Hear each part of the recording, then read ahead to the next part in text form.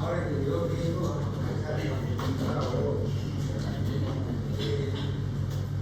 primero a los que fueron a San José Citro, Carlos, porque fue un trabajo arduo, pero muy bueno.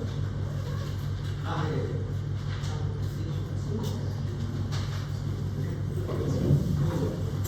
la próxima traten de ir realmente a buena práctica. Todos los servicios que ellos con el paciente ahí vivo, en vivo y en directo.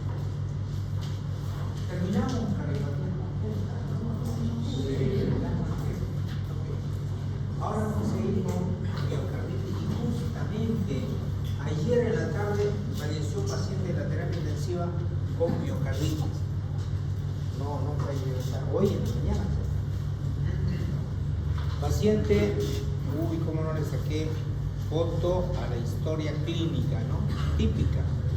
Paciente que empezó con un resfrío, 4 o 5 días, mejoró el resfrío, todo bien, empezó con dolor del pecho, no podía respirar, le dieron un termosil, seguía sin poder respirar y de pronto se hinchó, llegó a la clínica, le dieron un diurético, lo mandaron al hospital, en el hospital llegó en shock el paciente, shock cardiogénico, pulso bajo, taquicárdico, filiforme, y estuvo así toda la noche con catecolamina, goteo endovenoso, intubado.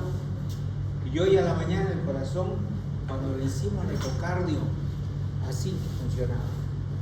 O sea, no hacía la contracción normal de una sístole, de todo el miocardio que se contrae. Sin hacer Doppler, solamente con el eco normal se veía que el corazón así apenas funcionaba. Claro, no podía estar hace mucho tiempo, le dimos todo lo necesario, pero lastimosamente falleció. Fue terrible. Ahora, esa muerte se pudo haber evitado, de repente sí puede ser, pero la verdad que cuando llegó en choque cardiogénico, y un paciente en choque no puede vivir demasiado tiempo, tiene que salir, pero sacarle un choque cardiogénico es terrible. Llegamos a utilizar inmunoglobulina. Cada inmunoglobulina cuesta, ¿cuánto? $100. Y se utilizan más o menos unos 6 frascos por día, pero no fue posible hacerlo. Entonces la miocarditis es la inflamación del miocardio. Las células musculares se inflaman y producen una signo-sintomatología de una cardiopatía de diferente naturaleza, pero en común tienen de que la mayor cantidad son de etiología viral. Y como veremos más adelante, la signo-sintomatología varía muchísimo. Va de la más leve hasta la más grave, como el caso que les acabo de relatar.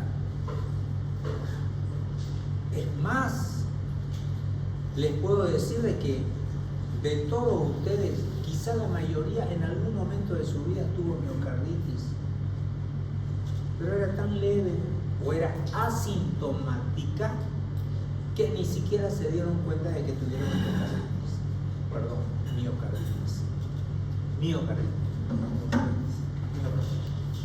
Entonces vamos a ver, células, bueno, a todo esto hay una serie de mediadores de inflamación que también están presentes, y lo que más daño hace justamente es la presencia de los mediadores de inflamación que desencadenan toda la respuesta inflamatoria de las células del músculo cardíaco.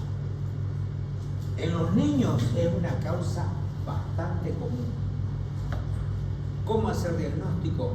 Mediante criterios histopatológicos e inmunohistoquímicos. Hay algunos criterios que son los criterios de Dallas,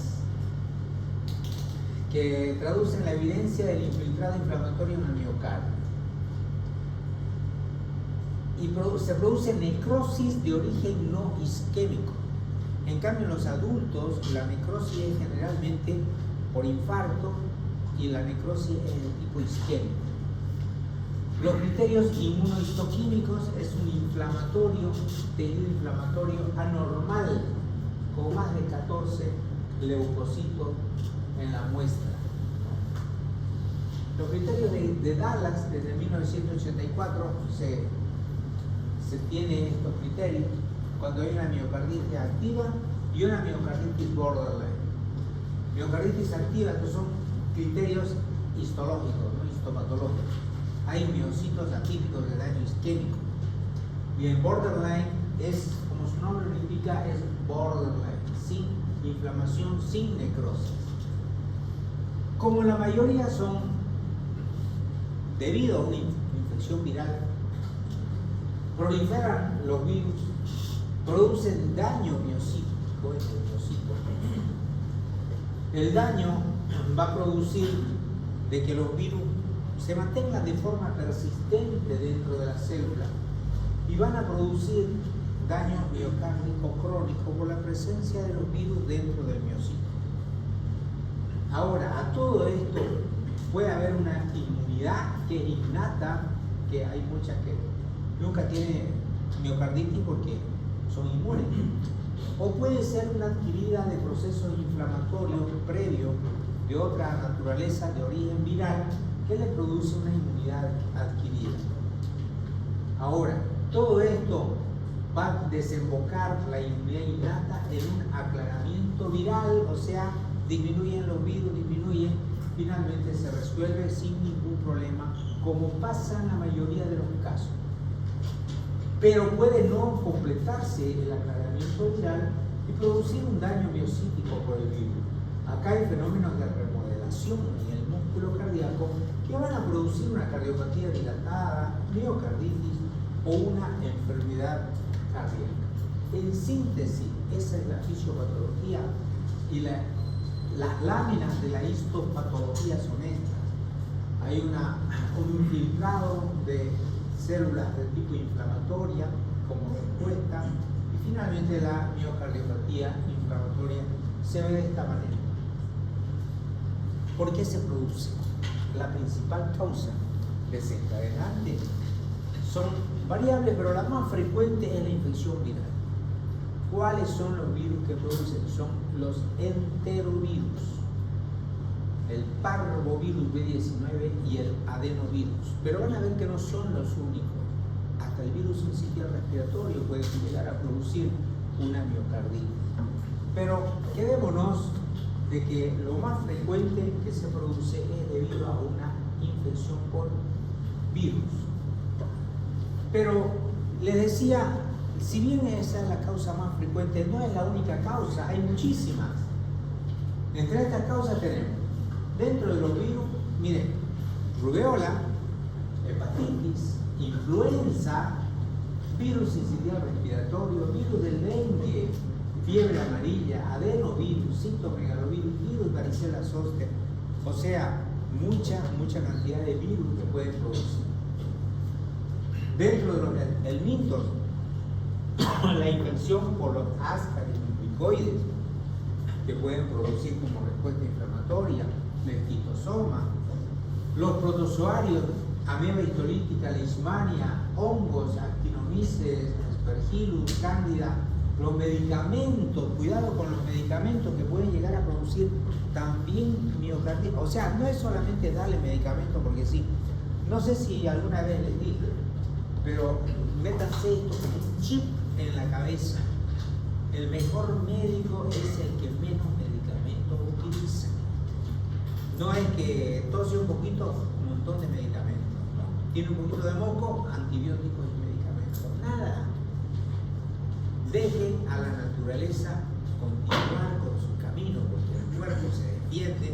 Desde hace cientos, miles y miles de años, el cuerpo simplemente se defiende y supera la mayoría de las enfermedades. Obviamente que cuando nosotros como médicos descubrimos algún tipo de enfermedad de la cual realmente podemos mejorar al enfermo, tipo por ejemplo medicamentos antibióticos, antiinflamatorios, medicamentos que realmente van a beneficiar, por supuesto le dan. Pero en la medida de lo posible, especialmente en los niños, que donde las enfermedades virales son muy frecuentes, frecuente,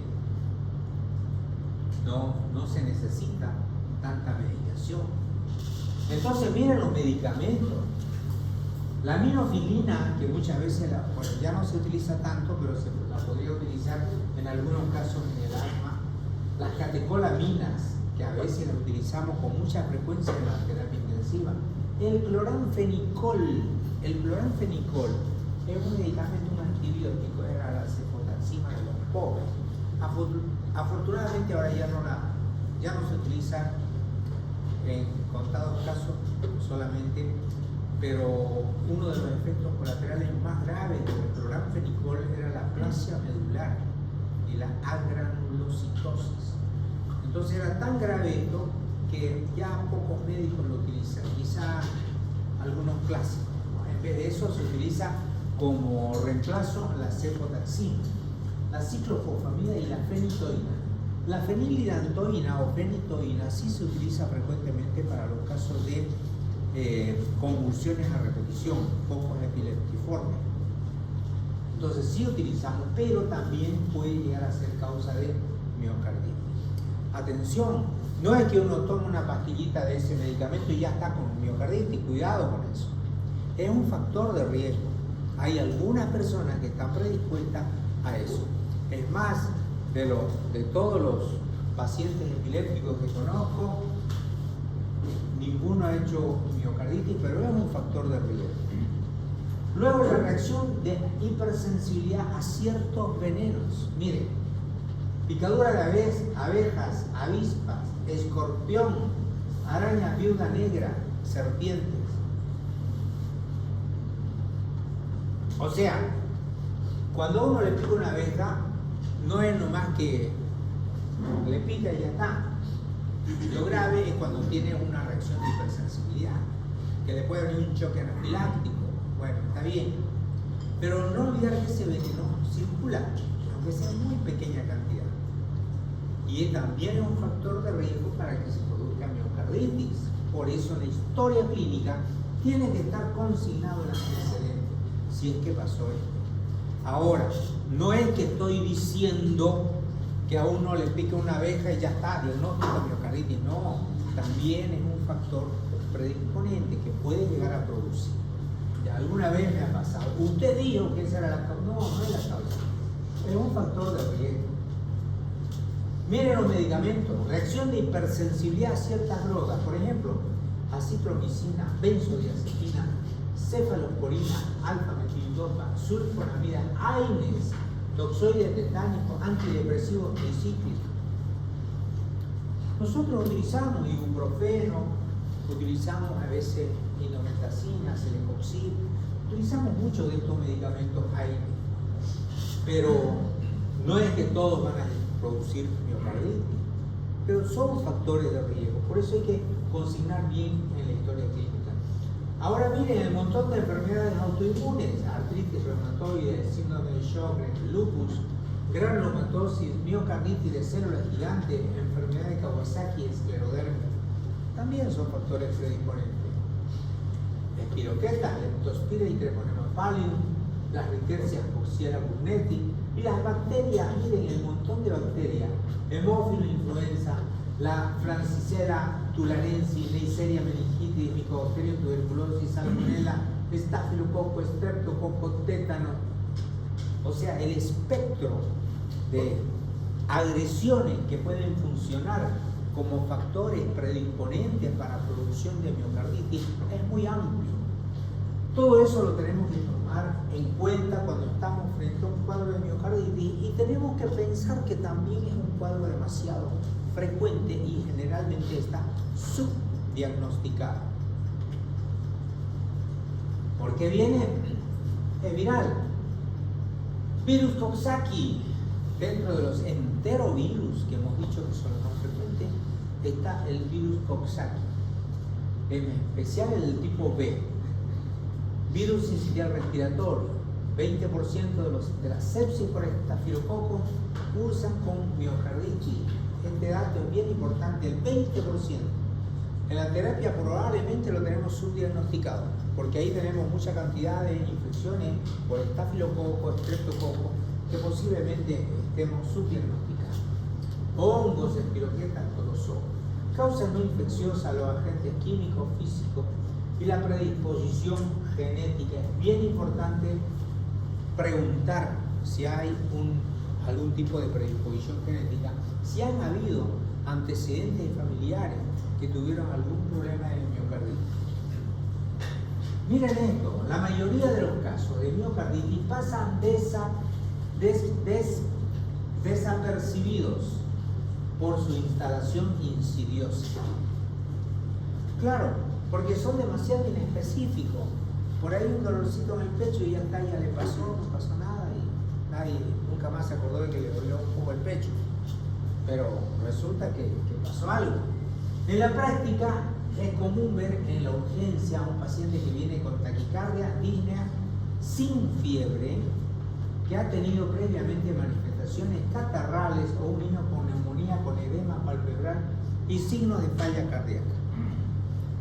Un niño que se resfrió o que de pronto tuvo una infección pulmonar y aparte de la infección pulmonar está con edema bipalpebral, signos de falla cardíaca, taquicárdico, con dificultad respiratoria. Probablemente ese paciente esté con una miocarditis. Casos fatales. Bueno, el neonato es el más afectado. Si un neonato se agarra una miocarditis, es casi siempre, dependiendo de la gravedad, casi siempre es mortal. Porque en pocas horas evoluciona hasta insuficiencia cardíaca refractaria, shock cardiogénico y muerte. Y en los neonatos el virus sincicial respiratorio es el que más daño produce, porque también se lo ha relacionado como el autor de la muerte súbita del lactante, llamada también muerte blanca. ¿Cuál es esa? De que el niño está perfecto, está bien, no tiene nada, sonríe, toma bien el pecho, un niño de 2 meses, 3 meses, la madre va, lo acuesta en su cuna, al otro día se da cuenta que el niño no llora, no despierta, va a ver qué pasa y el niño está muerto. Es terrible, eso se llama muerte blanca, es la muerte súbita del lactante. Se atribuye a la infección por virus sincicial respiratorio y una miocarditis. Y aunque no lo crean, es relativamente frecuente. Y nunca supo, nadie sabe, o sea, a no ser de que se le haga una autopsia, pero nadie llega al diagnóstico de que se trató de una miocarditis. Entonces la miocarditis es una mezcla entre la predisposición genética, porque les vuelvo a repetir, no todos hacen, respuesta inmune y la inflamación del miocardio. Acá se produce una toxina miocárdica y el daño miocárdico está mediado por inmunomediadores. Grupo de riesgo, los niños, sobre todo los niños, hombres jóvenes, embarazadas, tóxicos. Les vuelvo a repetir, muchas veces esta enfermedad pasa desapercibida, es muy frecuente y la mayoría son asintomáticas. Por ahí muchos de ustedes han tenido un dolor en el pecho, piensan de que, qué sé yo, angustia, puede ser una angustia también, pero de pronto tuvieron una miocarditis y no se dieron cuenta y pasó. Sin ningún problema, sin secuelas ni nada pasó. Eso es frecuente. Clínica. Las formas clínicas más frecuentes, en primer lugar, asintomática. Por eso le digo, ¿han tenido un dolor en el pecho alguna vez? Probablemente que sí, asintomática. O ninguna manifestación, ni siquiera el dolorcito. Insuficiencia cardíaca aguda, signos y síntomas de insuficiencia cardíaca congestiva. De pronto el paciente puede encontrarse taquicárdico, con edema agudo de pulmón, con ingurgitación de articulares, hepatomegalia, taquicardia y una respuesta simpática con signos de insuficiencia cardíaca aguda. Puede ser el debut de esto. O puede estar también como el paciente que llegó directamente en shock cardiogénico.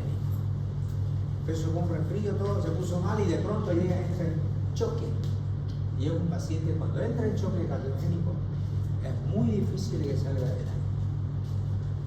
Arritmias, trastornos de la conducción, arritmias supraventriculares, ventriculares, bradiarritmias. Miren que el espectro de la clínica es muy amplia, pero también hay algunas pautas como el dolor precordial de características similares al síndrome coronario agudo.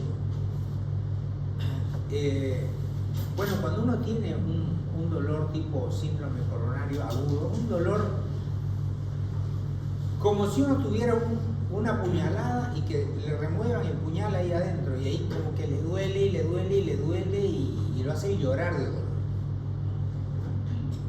Y esto no cambia con los movimientos respiratorios, ¿no? Puede haber una miocardiopatía dilatada de nueva presentación sin otra causa aparente. Otra forma de debutar es el síncope o muerte súbita, especialmente en los lactantes. Muerte súbita.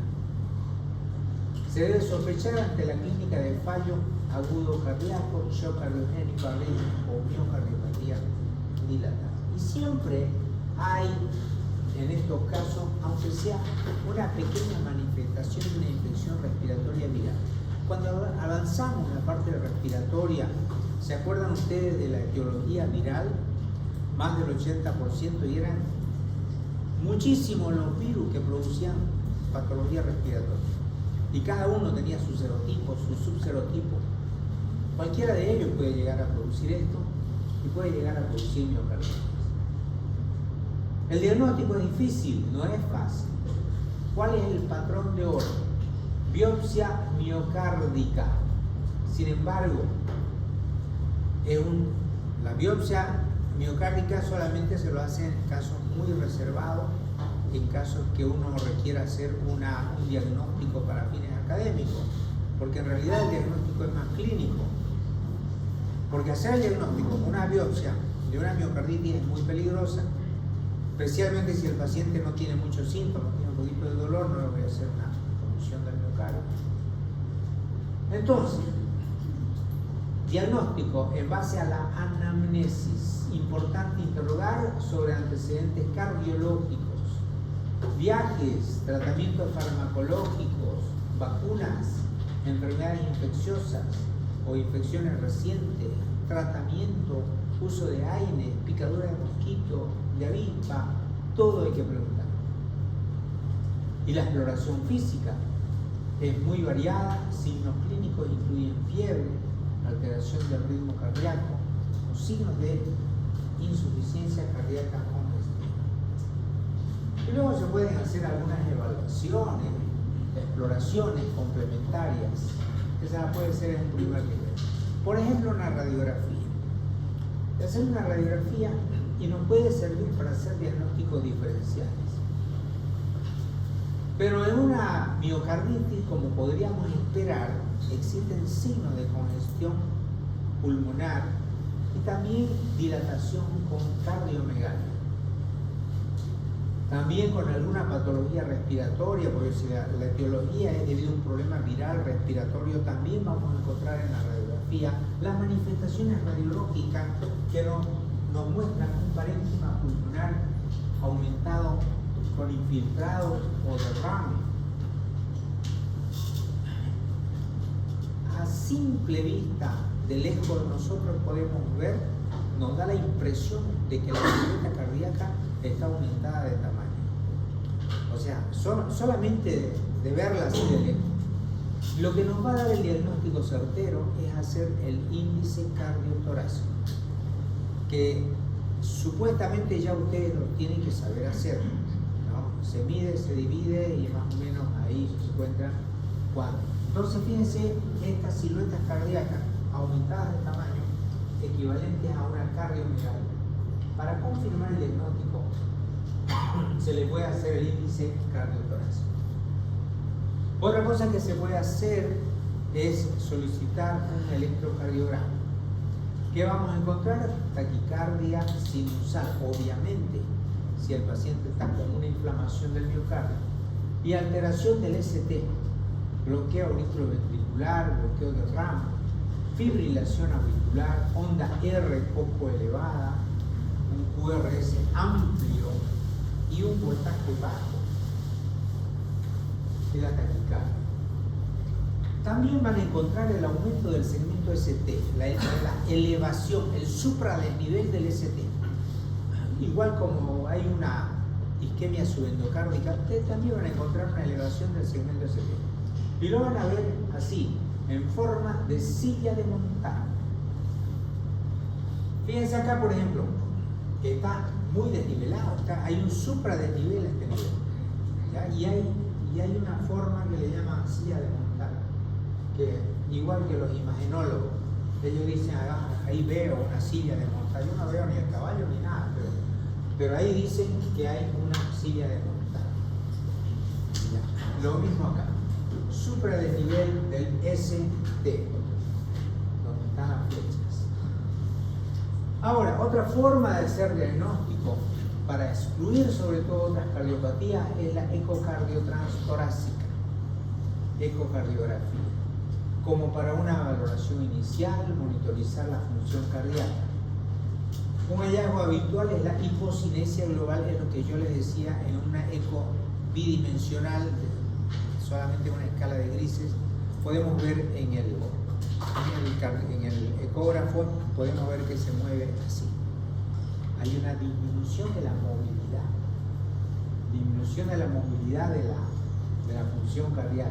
O sea, hay una hipocinesia, disminución de la contracción que se ve a simple vista. Se puede medir, claro, y hay unas reglas para todo eso. Cuando hay derrame pericárdico, también nos corrobora, nos refuerza la teoría de que puede estar el paciente con miocarditis. Progreso ecocardiográfico o amiocardiopatía dilatada también está asociada con mal pronóstico. Cuando hay alteraciones en la contracción ventricular, ya tenemos que pensar en que puede haber la necesidad de un trasplante. Entonces acá tenemos, bueno, si se moviera esto, veríamos que hay disminución. La causa de esto es un trombo que se encuentra localizado ahí adentro, que al final resultó ser un tumor pediculado de hongos, ya un micetoma, que corría el riesgo de que esto se movía, soltaba y podía pasar a cualquier parte de la circulación. ¿Cómo hacemos diagnóstico? Mediante el estudio analítico urgente de sangre. ¿Qué pedimos en la sangre? Hemograma, bioquímica, o sea, sodio, potasio, calcio, coagulación, gasometría, CK-MB, troponina 1, PRO, BNP y LDH. También se puede hacer un estudio analítico programado en sangre. ¿Qué podemos estudiar acá? Las metabulopatías. Todo tenemos que pedir, un montón de análisis. Estudios hormonales, T3, T4, TSH. Casos seleccionados, almacenamiento de sangre en EDTA para estudios genéticos, que se puede realizar más adelante, pero el estudio genético es muy caro. Es tremendamente caro y por ahí a veces no vale la pena. Se puede hacer un estudio microbiológico antes de administrar cualquier medicamento. Uno de ellos es el de inmunoglobulina, que lo vamos a ver más adelante. Se puede pedir la PCR en sangre para enterovirus, adenovirus, parvovirus, citomegalovirus, Epstein-Barr, virus herpes humano, VIH, micoplasma, toxoplasma. Todo eso puede ser causa también de una miocarditis. Serología para todos los demás virus. Detección antigénica de legionela en orina, copropulsivo a virus, también el norovirus, PCR para virus respiratorio, micoplasma, neumonía. Podemos solicitar aminoácidos, ácidos orgánicos en orina para detectar metabulopatía. Quizá se debe realizar también la resonancia magnética con gadolinio. Se debe realizar precozmente en las primeras 2 semanas, donde sí encontramos el patrón parcheado típico. Esto detecta cambios tisulares de la enfermedad. Esto está contraindicado. Cuidado cuando ustedes soliciten una radiografía, una resonancia magnética, una tomografía, donde utilicen el gadolinio como sustancia de contraste, produce daño renal. Y en los pacientes que tienen problemas renales les puede llegar a producir una insuficiencia renal aguda, cuidado con el gadolino, eso. En los pacientes niños y en los adultos también. Bueno, acá se ve claramente la resonancia, como todo el tejido inflamatorio, el miocito, se tiñe de un color más blanquecino. Entonces se da cuenta uno de que todo eso está inflamado.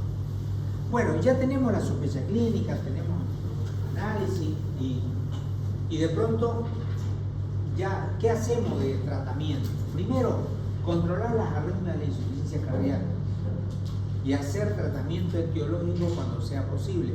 O sea, si es un estafilococo, obviamente le damos antibióticos dirigidos al estáfilo. Primero, reposo. Obviamente, si el paciente está con una inflamación del miocardio y hace deporte, es terrible. Entonces tiene que estar en reposo. Especialmente los niños, porque ellos son los que menos reposo guardan. El tratamiento de soporte y monitorización continua. Tratamiento de apoyo, darle una buena cantidad de líquidos, pero darle los líquidos correctos, porque si uno se sobrepasa, puede producir una sobrecarga cardíaca. Se le puede dar diuréticos y fármacos inotrópicos. Siempre utilizar furosemida o utilizar cualquier diurético cuando estemos viendo de que puede existir una falla cardíaca. Dentro de los fármacos vamos a darle un tratamiento inotrópico y vasodilatador. Ejemplo, la milrinona, que es bastante nueva. Le vamos a dar un tratamiento diurético endovenoso, la elegida acá, la furosemida, y el tratamiento antiarrítmico si es que precisa. Ahora hay otros fármacos que se utilizan como el levosimendan. El uso se deberá individualizar para cada paciente. Estos pacientes necesitan un tratamiento específico porque puede producirse también un fallo cardíaco agudo si no estamos atentos. Soporte mecánico, cuando los pacientes están muy graves y tienen una clínica de insuficiencia cardíaca, tenemos que intubarlos, no hay más. Soporte mecánico espiracorpóreo y finalmente trasplante cardíaco. Es grave. Cuando ya está estabilizado el paciente, le damos beta bloqueantes, diuréticos y ECAs. Acá tenemos el captopril, si lo necesita, carvedilol. Y el tratamiento general para la miocarditis clínica es la gamma-globulina inespecífica, que es lo que le decía que utilizamos en el paciente, que cuesta, es caro. ¿Ah? ¿El paciente? No, se murió. Le llegamos a dar 2 dosis de inmunoglobulina, pero tampoco es mágica. El paciente falleció. Se damos en 2 dosis, 1 gramo por kilo por día, en 6 a 8 horas. Finalmente, un recordatorio de las dosis de los fármacos. La metilprednisolona. La metilprednisolona se utiliza para muchas cosas. Se utiliza en asma también. Se dan bolos de 2 miligramos por kilo y luego una pauta descendente progresiva manteniendo los corticoides. Otro medicamento utilizado es el micofenolato. Este medicamento es un inmunosupresor que es bastante fuerte de inmunosupresión. Entonces uno tiene que tener al paciente relativamente aislado, porque si ocurre una sobreinfección, ya sea viral o bacteriana, se le puede hacer muy grande. Bueno, creo que eso es todo hasta ahora. Tenemos tiempo para ver los pequeños temas. Sí.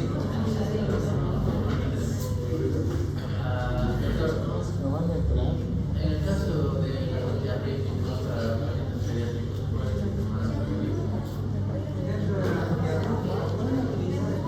depende de cuál es el tipo de diabetes que tienes. Podemos utilizar la misma diabetes. En la terapia, ¿cuál resultado?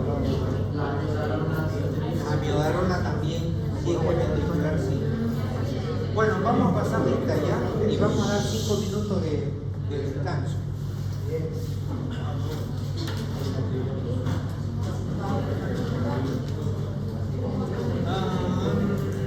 Préstame por favor.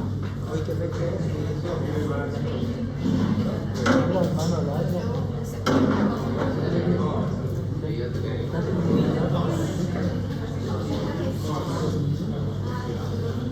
Aguirre.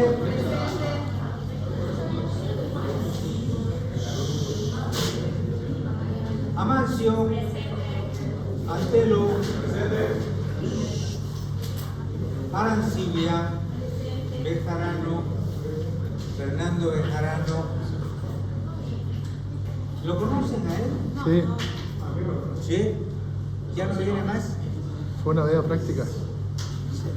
Dígale que ese Fernando Bejarano está borrado de la lista. Ya no, que no venga más. Ya no tiene chance. Cabello. Presente, doctor. Calderón. Acá viene el baño. Yanine. Está acá en el baño. Carrara. Castillo. Presente. Chilo. China. Cortés. Denker. Durán. Elorriaga. Juliana. Escalante. Fabián. Escobar. Hugo. Joel. Finey. Garay. Presente. García. Ticiane. González Natalia. Gutiérrez Luciana. Tiala. Presente. Cornes. Lema. Lisboa. Lotzey. Presente. Manrique. Presente. Mazo. Mora. Presente. Natush. Natush Natalia. Nishizawa. Ortiz Mariana. Ortiz Daniela. Palacios. Paz. Presente. Paz Ana Bárbara. Paz Toro Mateo. Pérez Aguilera Jonathan. Portillo.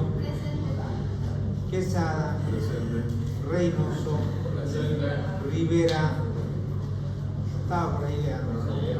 Ríos. Alejandra. Fernanda Rivero.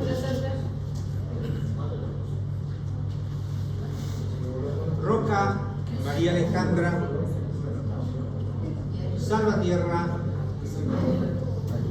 Santander. Saucedo. Natalia Cenzano. Cenzano. Serrate. José Lucas Silva. Silva. Tapia. Presente. Urioste. Vaca Flores. Valverde. Gabriela. Vargas Gabriel. Virués Camille. Yorimoto. Sayini. Zambrana María Laura.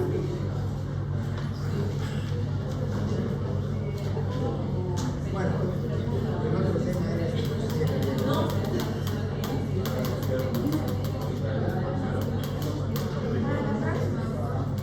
¿saben qué? No, es que me duele la garganta lo que estuvimos sin barbijo, que fue un error mío. Debimos haber llevado barbijo. Y hemos visto muchos niños con muchos virus. Deberíamos haber usado barbijo. ¿Ya te usas? A vos también. Bueno, vámonos. Ya. Me duele la garganta.